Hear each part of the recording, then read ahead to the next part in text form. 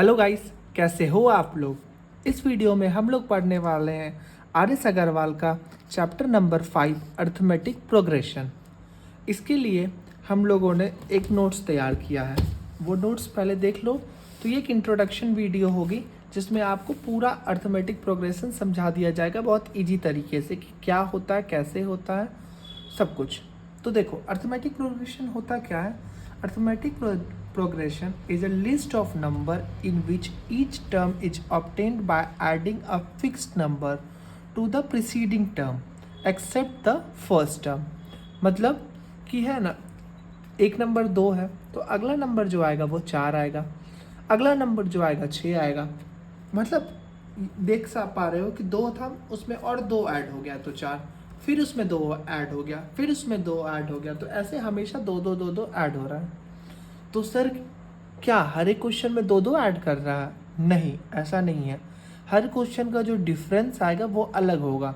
हो सकता है यहाँ पे 2 है और यहाँ पे फिर 5 रहता, यहाँ पे 2 है, यहाँ पे 5 रहता, यहाँ पे 8 हो जाता। मतलब क्या देख पा रहे हो कि हर एक जो डिफरेंस आ रहा है वो 3 का आ रहा है।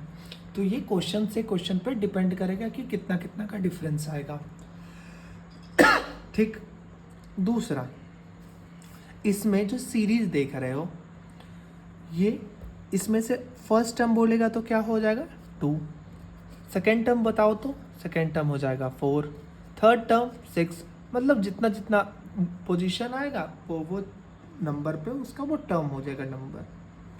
फर्स्ट टर्म को है ना हम लोग एपी में ए से डिनोट करते हैं। तो इस सीरीज का जो पहला टर्म क्या है 2, तो ए क्या हो जाएगा इसका 2।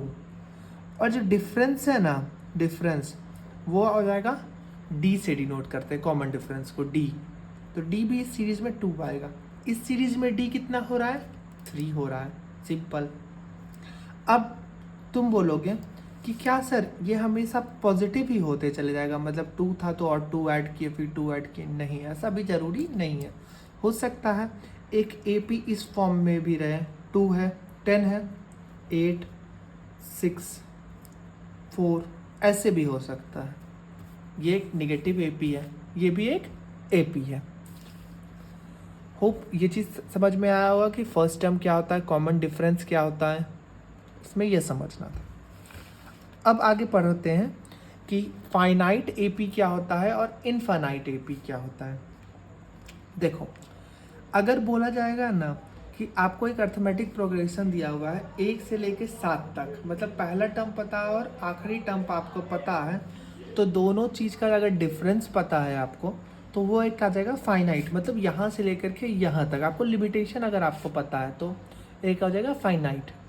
और इनफाइनाइट एपी क्या होगा, जहाँ पे नंबर ऑफ टर्म्स नहीं पता। 7 के आगे यहाँ पे क्या हो सकता है, कितना कितने का डिफरेंस है। देखो 1, 3, 5, 7, 9, 11, 13 और आगे कितना दूर तक जाना है ये अपने को पता नहीं है, तो ये हो जाएगा एक इनफिनाइट एपी। अब आगे देखो क्या बोल रहा है। जनरल फॉर्मूला क्या होता है, अभी तक क्या समझे हम लोग कि कोई भी एक नंबर रहेगा तो उसमें जितना डिफरेंस रहेगा उस डिफरेंस को ऐड करते जाएंगे। फॉर एग्जाम्पल, अगर ये एक एपी दे रखा है कि 2, उसमें है ना 5, 8, 11, 14 एक एपी दे रखा है, तो इसमें ए हम क्या बोल रहे थे, ए हो जाएगा पहला टर्म, पीछे भी बताए थे। तो ए पहला टर्म है तो उसमें डिफरेंस जोड़ दो। डिफरेंस इस लोग का कितना हो रहा है, 5 में 2 जाएगा तो 3, तो इसमें डिफरेंस जोड़ दो दूसरे टर्म्स के लिए। पहला तो ये हो जाएगा, तो 2 + 3। फिर तीसरे टर्म के लिए 2 + 2 × 3। चौथे टर्म के लिए 2 + 3 × 3, ऐसे करेंगे। तो देखो ये सीरीज आना चाहिए, आ रहा है क्या, 2, 3 2 5, 3 2 जा 6 7 8, 3 3 जा 9 10 11 आ रहा है। मतलब क्या हम लोग देखें जनरल फार्मूला में कि ए है का पहला टर्म, दूसरा a + d हो जाएगा, तीसरा a + 2d हो जाएगा, ऐसा। अब तुमको अगर बोल देगा ये एक सीरीज दे रखा है, इसमें बोल देगा कि 8वां टर्म क्या है, 16वां टर्म क्या है, कुछ भी बोल सकता है, 20वां टर्म क्या है, तो क्या एग्जाम में करने बैठ जाओगे? तब तो अगर मान लो दे देगा क्या 200वां टर्म क्या होगा, 200 टर्म क्या होगा, तब तो पूरा एग्ज़ाम का टाइम इसी में चल जाएगा।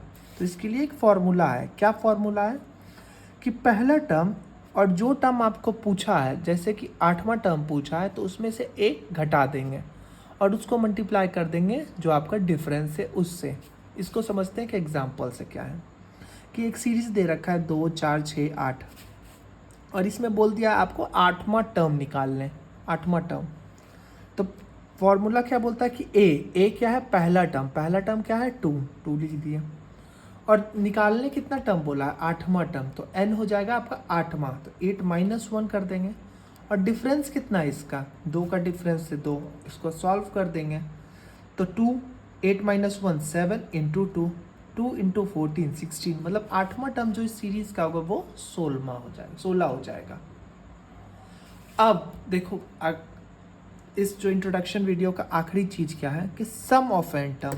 ये तो 8वां टर्म निकाल लिए, अगर बोल देगा कि है ना आगे का 8 टर्म का है ना सम बता दो कि 8 टर्म को अगर जोड़ेंगे इस सीरीज के तो क्या सम आएगा, तो क्या जोड़ने बैठ जाओगे, नहीं। इसके लिए भी फॉर्मूला है, क्या है n/2।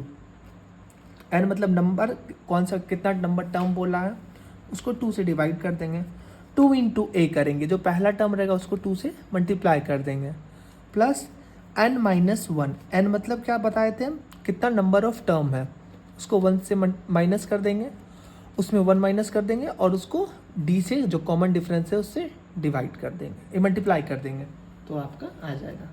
एक तो ये हो गया, लेकिन एक दूसरा भी है कि जब आपको लास्ट टर्म पता हो, लास्ट टर्म मतलब क्या होता है कि ये एक सीरीज है और सीरीज में बोला है क्या कि जो इसका लास्ट टर्म है ना वो हो जाएगा मान लो 20, तो 20 तक का 2 से 2 4 6 इस सबको ऐड करेंगे अगर 20 टर्म तक तो क्या होगा।